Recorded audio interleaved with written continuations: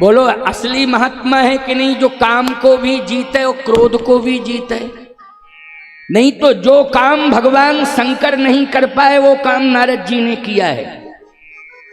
इसलिए पार्वती जी ने नारद जी को गुरु बनाया है और शंकर जी को पति बनाया है। पार्वती मैया ने किसको गुरु बनाया है? नारद जी को। और पति किसे बनाया है? भगवान शंकर को। जो काम नारद जी ने किया है वो काम भगवान शंकर नहीं कर पाए। प्यारे, आप कहोगे कैसे सिद्ध करोगे? मैं रामायण से ही सिद्ध कर रहा हूं। तपस्या भगवान शंकर ने भी की है और तपस्या नारद जी ने भी की है। और याद रखना, नारद की तपस्या को भंग करने के लिए काम आया और शिव जी की तपस्या को भंग करने के लिए काम आया। लेकिन नारद जी ने काम को क्षमा दे दिया है और भगवान शंकर ने काम को जला दिया। बोलो अंतर है कि नहीं? स्पष्ट अंतर है। काम को किसने जलाया है? जारेऊ काम महेश। भगवान शंकर ने काम को जला दिया। बोलो शिव जी के अंदर क्रोध आ गया कि नहीं आ गया? आ गया। नारद जी के अंदर क्रोध नहीं आया, क्षमा कर दिया। कह दिया जाओ कामदेव, इंद्र से जाके कह देना कि मैं जो तपस्या कर रहा हूं हिमालय की गुफा में, वो इंद्र के सिंहासन को पाने के लिए नहीं बल्कि मैं भगवान को पाने के लिए तपस्या कर रहा हूं। जाओ कामदेव कह देना इंद्र से, डरने की कोई आवश्यकता नहीं है। मुझे उसके स्वर्ग की सत्ता की आवश्यकता नहीं है, नहीं है, नहीं है। अच्छा ईमानदारी से बताओ, लोभ को भी जीत लिया कि नहीं जीत लिया? नारद जी ने कामदेव के माध्यम से इंद्र के पास जो संदेशा पहुंचाया है उसमें यही तो कहा है कि डरने की आवश्यकता नहीं है। इंद्र से कह देना मुझे तेरे स्वर्ग की सत्ता की कोई आवश्यकता नहीं है। इसका मतलब है, बोलो, स्वर्ग की सत्ता को ठुकराने वाले नारद ने लोभ को भी जीत लिया कि नहीं जीत लिया? लोभ को भी जीत लिया। काम को जीता, क्रोध को जीता, लोभ को जीता, लेकिन मोह नहीं जीत पाए। मोह में फंस गए। क्यों भाई? मोह में फंस गए कि नहीं फंस गए? रामचरितमानस की सूची पढ़ना जरा, उसमें है नारद मोह की लीला। नारद मोह रामायण की सूची में है ना, नारद मोह। राम जन्म के पहले क्या लिखा है कि नहीं लिखा है? हम भूल तो नहीं रहे? हाँ भाई, नहीं तो गड़बड़ हो जाता सा। हमारे रामभूषण दास जी महाराज कल कह रहे थे, खनेता वाले महामंडलेश्वर, बोले महाराज जी आपको एक बात देखिए, मैं नाम नहीं लूंगा, बड़े अच्छे महात्मा थे वो, अब तो नहीं है, बहुत अच्छे थे। कहे महाराज उनसे कहा मैंने कि आप बड़े विद्वान हैं, आप जो है अयोध्या कांड में समुद्र मंथन कर दें कृपा कर।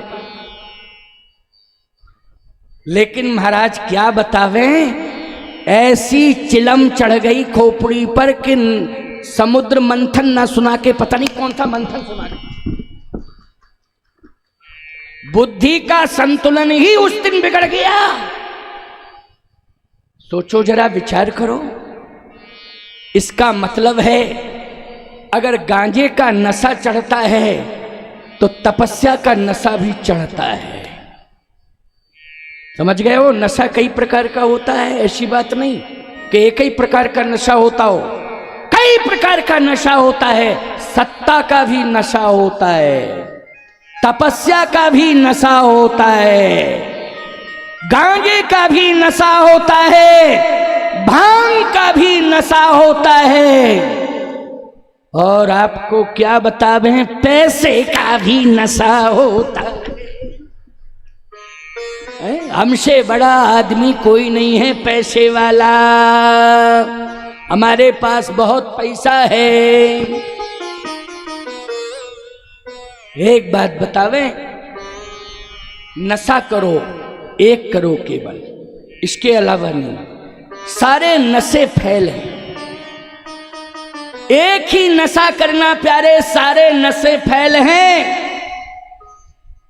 शराब का नशा फैल, गांजा का नशा फैल, पैसे का नशा फैल, सत्ता का नशा फैल, जमींदारी का नशा फैल। एक नशे के आगे वो कितना महत्वपूर्ण नशा है। आज उस नशे को तुम लोग सब स्वीकार कर लेना, मैं बता रहा हूं। जाम पर जाम पीने से क्या फायदा? जाम कहते हैं शराब।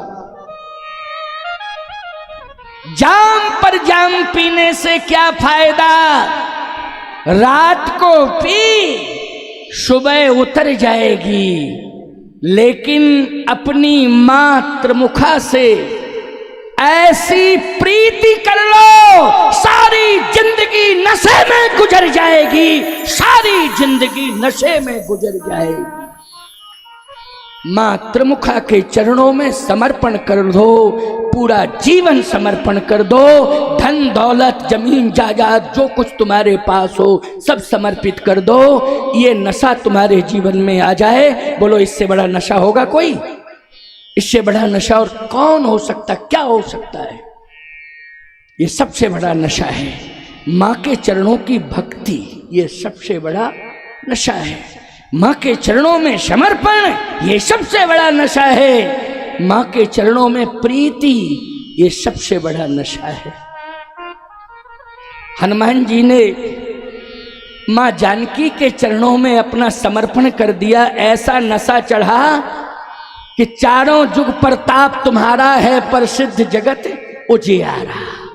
कोई ऐसा युग नहीं है जिस युग में हनुमान जी का प्रभाव ना हो। बोलो ये माँ के चरणों की भक्ति के नशे का ही प्रमाण है कि नहीं है? इतना बड़ा नशा है कि जहां भी हनुमान जी जाते हैं, जहां हनुमान जी बैठते हैं, यत्र यत्र रघुनाथ कीर्तनम तत्र तत्र कृत मस्तकांजलिम बाष्पवारी परिपूर्ण लोचनम मारुतिम नमत राक्षसांतकम।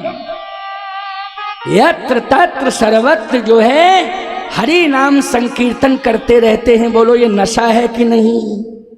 ये क्या है? ये नशा है। ऐसा नशा हो गए तब तो ठीक है, और ऐसा किस काम का नशा कि तुमने पी ली और घर में आए, माँ बाप के सामने खड़े हो गए और कहने लगे मैंने आपको कहीं देखा है। क्या फायदा? बोलो भाई, ऐसे नशे से क्या फायदा कि तुम माँ बाप से कह रहे हो कि मैंने कहीं तुम्हें देखा है, और उसमें भी शायद मैंने कहीं तुम्हें देखा है, शायद। एक बार हम क्या बतावें आपको, शिवरात्रि का समय था। मेरे एक जो मेरी सेवा में रहता था साधु, उसने भांग पी ली। उस दिन जो है शिवरात्रि के समय भांग बट रही थी, तो पीता नहीं था, लेकिन आधा गिलास डोज ले लिया। और जैसे ही आधा गिलास डोज लिया, आया, सेवा में रहता था, जैसे ही मुझे देखा तो पहले तो 2 मिनट देखता रहा ऐसे। मैंने कहा क्या बात हो गई, और फिर एकदम सीधी लंबी दंडवत। चलो मैंने कहा कोई बात नहीं, कोई बात होगी, कह नहीं पा रहा है लेकिन कहेगा, लंबी दंडवत। और जैसे लंबी दंडवत की तो मैंने कहा खुश रहो, तो कहता है तुम भी खुश रहो। अरे मैंने कहा कि आज तो गड़बड़ ही हो गया सब। आज क्या हो गया इसको? मैंने कहा इसका हाथ पकड़ के ले जाओ। 4-5 घंटे बाद वो जाके ले गए हमारे शिष्य, उसको सुला दिया। ठंडी का मौसम, थोड़ा शिवरात्रि पर हल्की हल्की ठंडी रहती है, और उसको एक हल्का सा कंबल भी उड़ा दिया। 5 घंटे बाद जब उसका भांग का नशा उतरा, तब कहता गुरुजी क्षमा करो, क्षमा करो, क्षमा करो, क्षमा करो, क्षमा करो। कहने का तात्पर्य मेरा ये है, क्या फायदा है ऐसे नशे से कि माँ बाप को भूल जाओ? क्या फायदा ऐसे नशे से गुरु गोविंद को भूल जाओ? ऐसा नशा करो कि जिससे तुम कभी भगवान को ना भूल पाओ, अपने माता पिता को ना भूल पाओ, और अपने देवी देवताओं को ना भूल पाओ, अपनी परंपरा को ना भूल पाओ। ऐसा नशा तो सत्संग का नशा है प्यारे। ये नशा चढ़ जाएगा तो कभी किसी को भूलोगे नहीं, सबका सम्मान करोगे, सबका आदर करोगे, सबके चरणों में प्रीति करोगे। जो अपने से बड़े हैं, महापुरुष हैं, महाभाग हैं, उनके चरणों से अवश्य ही प्रीति करोगे। ये नशा सत्संग से मिलेगा। भक्ति करने से, मातृमुखा मैया की भक्ति करने से ये नशा तुम्हारे जीवन में आएगा। नारद जी ने कहा जाओ कह देना, लोभ को भी जीत लिया लेकिन मोह में आके फंस गए। कहां फंस गए? मोह में। इसका मतलब है कि एक सीढ़ी रह गई थी, मंजिल मिल गई थी। क्यों? बस मोह की सीढ़ी शेष रह गई थी। अगर नारद जी इस सीढ़ी पर चढ़ जाते और मोह को जीत लेते प्यारे, तो ये सत्य है। क्या कहना, नारद नारद ही होते, लेकिन मोह सामने आ गया और मोह में फंस गए नारद जी। मोह में।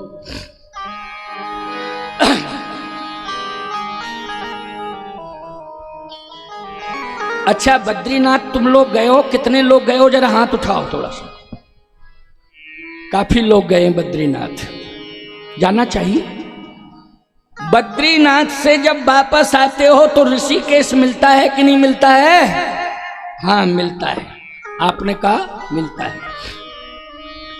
अच्छा ऋषिकेश के नीचे आते हो तो हरिद्वार मिलता है कि नहीं मिलता है? मिलता है। लेकिन तुमने अनुभव किया कि बद्रीनाथ जब पहुंच जाते हो तो नेटवर्क गायब हो जाता है, बहुत बड़ी मुश्किल में मिलता है। अच्छा ऑक्सीजन भी गायब हो जाता है, बहुत मुश्किल में सांस ले पाते हो। खैर अब तो तमाम साधन हो गए हैं सांस लेने के, कृत्रिम सांस लेने के। लेकिन मैं आपसे एक बात कह रहा हूं कि जब बद्रीनाथ पहुंचते हो तो एक ही बात कहते हो, क्या? मोह भंग हो जाता है। और फिर कहते हो कि भैया अभी तक गृहस्थी में फंसे रहे, लेकिन वास्तव में अब तो हम उबर गए और स्वर्ग में आ गए, बैकुंठ में आ गए। बोलो कहां आ गए? बैकुंठ में आ गए। वैसे तो बद्रीनाथ से आगे जाओ तो स्वर्ग पहुंच जाओगे, स्वर्गारोहण का मार्ग है ना, आगे स्वर्ग पहुंच जाओगे। लेकिन नहीं, बद्रीनाथ में ही बैकुंठ का अनुभव होता है। स्वर्ग की कोई कामना नहीं रहती है, समाप्त हो जाती है। बद्रीनाथ में ही बद्री विशाल भगवान की कृपा से ये अनुभव होने लगता है कि हम कहाँ आ गए हैं? हम बैकुंठ में आ गए हैं। और वास्तव में वो दरबार बैकुंठ का ही दरबार है। सारी मोह ममता समाप्त हो जाती है, नेटवर्क भी नहीं मिलता है। जैसे ही ऋषिकेश आते हो तो तुरंत ही hello hello hello hello hello hello शुरू हो जाती है। हमारे साथ पिछले बार कथा में कम से कम 200-250 लोग गए थे, तो हमने ये देखा है कि वहां नेटवर्क नहीं मिल रहा था तो बात बंद थी, और ऋषिकेश में तो सारे लोग hello hello hello hello hello. मैंने कहा इसका मतलब है कि घर की याद आ गई। बोलो घर की याद आ गई, और घर की याद का मतलब है मोह। क्या है? मोह। लेकिन भैया जैसे ही ऋषिकेश से हरिद्वार आए तो सब हरिद्वार भूल गए, घर द्वार याद आ गया। सब अपने अपने घरों की ओर भागे, जल्दी पहुंचना है, फोन से बात हो गई है, काफी दिन हो गए हैं, बहुत समय लग गया है, अब तो मैं जल्दी घर पहुंच। मैंने कहा देखो ये मोह जो है बवाल मचाना शुरू कर दिया, मोह जो है बवाल मचाना शुरू कर दिया। घर द्वार हरिद्वार भूल गए, घर द्वार याद आ गया। नारद जी भी जब बद्री विशाल भगवान के उस दिव्य धाम से आएंगे, जो एक दिव्य गुफा है जिसमें नारद गुफा आज भी कहते हैं, उस गुफा से निकल करके जैसे ही काम को जीता, क्रोध को जीता, लोभ को जीता, और जैसे ही नीचे उतर के आए हरिद्वार, ये मायापुरी है। हरिद्वार का क्या नाम है? मायापुरी। और मायापुरी में जैसे ही प्रवेश किया, उसी समय मोह ने नारद को पकड़ लिया और माया का नगर बन के तैयार हो गया। ये माया का नगर क्या है? याद रखना, माया का नगर भगवान ने ही बसाया है। 400 योजन का माया का नगर है। थोड़ा बहुत नहीं, बोलो कितना खर्चा हुआ होगा, ईमानदारी से बताओ। नारद जी को मोह में फंसना पड़ा, मोह से नारद उबर नहीं पा रहे हैं, लेकिन भगवान ने कहा है नारद, तपस्या करने के बाद भी कभी किसी तपस्वी को भगवान को नहीं भूलना चाहिए। यदि तपस्या करने के बाद कोई तपस्वी भगवान को भूल जाता है तो माया के चक्कर में फंस जाता है, लेकिन उसकी तपस्या मुझे भी विवश कर देती है कि मैं तपस्वी को माया से मुक्त करूं, मोह से उबार लूं। ये मेरा भी धर्म है, ये मेरा भी धर्म है। इसलिए तपस्वी की तपस्या एतावता कहने का तात्पर्य मेरा यह है कि तपस्वी की तपस्या कभी व्यर्थ में जाती नहीं है। अगर कोई माया के चक्कर में तपस्वी फंस जाता है तो उसे कौन बचाते हैं? जल्दी बोलो। भगवान, भगवान बचाते हैं, सामने आ जाते हैं। और यही हुआ, नारद जी को किसने बचाया? जल्दी बोलो। माया से बचाया है, माया के बंधन से मुक्ति दिलाई है। माया से यदि नारद को बचाया है तो किसने बचाया है? भगवान ने बचाया है। यही नारद मोह का प्रसंग है। जैसे ही माया के नगर में आए तो सुंदर नगर बसा है। उसमें एक राजा भी राज्य करने लगा, राज्याधिपति बन गया। उसका नाम है शीलनिधि। उसकी एक सुंदर कन्या, उसका नाम है विश्वमोहिनी।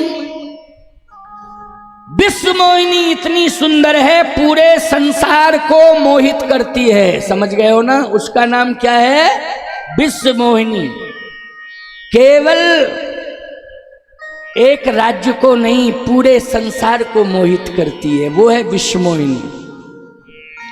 विश्वमोहिनी नाम की कन्या राजकुमारी। बड़ी भीड़ हो गई, अनेक देशों के राजा आए विश्वमोहिनी का वर्ण करने के लिए। जैसे सीता जी का वर्ण करने के लिए अनेक देशों के राजा आए थे कि नहीं आए थे?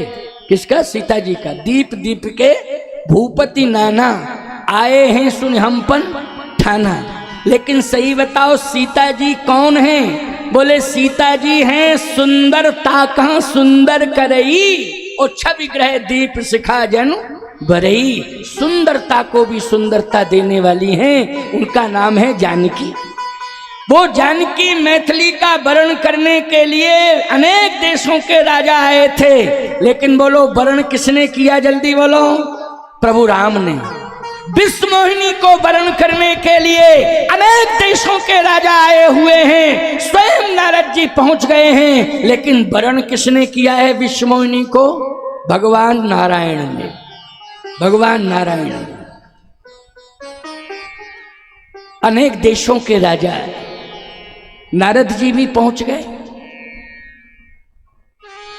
नारद जी ने कहा कि ये उत्सव किसका है, कैसा है? का यहाँ के राजा शील निधि हैं, उनकी बेटी का विवाह हो रहा है। अच्छा, बेटी का क्या नाम है? लोगों ने कहा विश्वमोहिनी। अच्छा, विश्वमोहिनी का विवाह होने जा रहा है, इसलिए उत्सव है यहाँ।